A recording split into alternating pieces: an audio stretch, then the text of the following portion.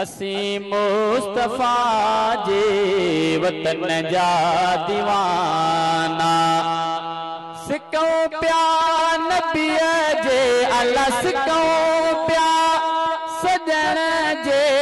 सहन जा दीवाना असी मुस्तफा जे वतन जा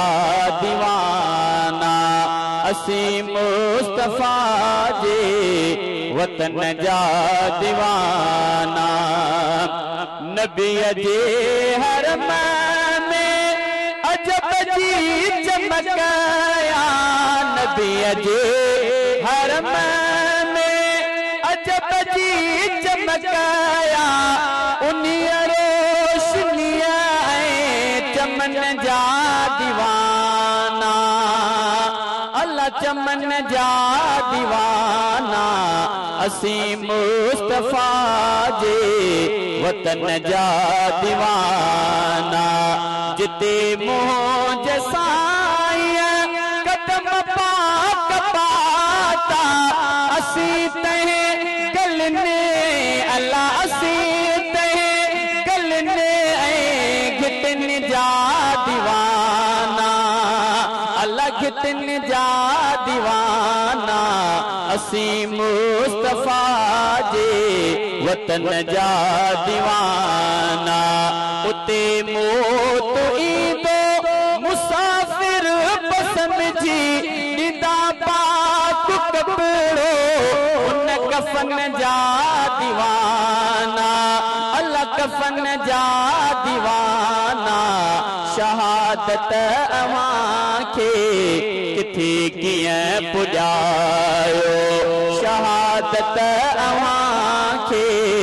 किथे कीअं पुॼायो छॾे लाड़काणो साईं छॾे लाड़काणो सखर में रहायो शहादत अवां खे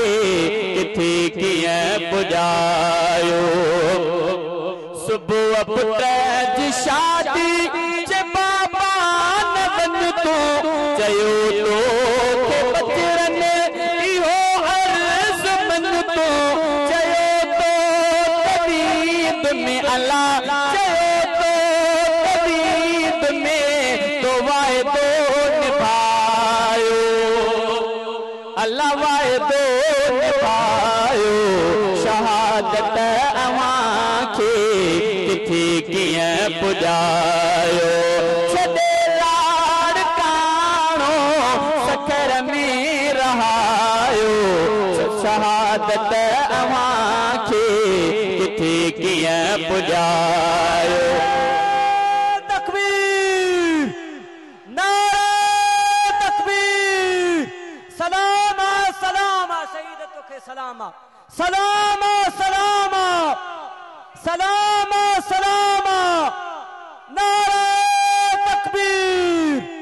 जेको नारे जो जवाब आयो माशाअल्लाह माशाअल्लाह कायदे मोहतरम पे समझी आउंदा पर मां हाने जेको मिसरो चवां तो उन में शहीद इस्लाम जेके जियाला वेठा आयो सुभाना सिर्फ हिते न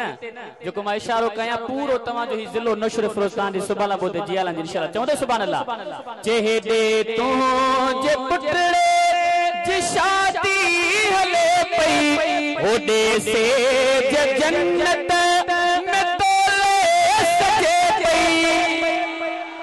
हेडे तो जे पुटड़े जी शादी हले पई ओडे से जन्नत में तोले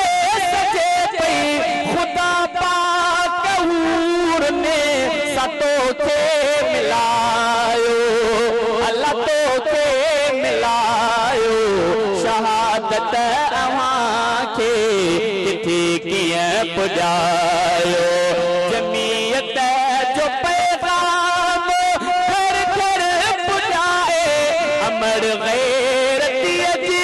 तुएं थञ मल्हाए जमीयत जो पैगाम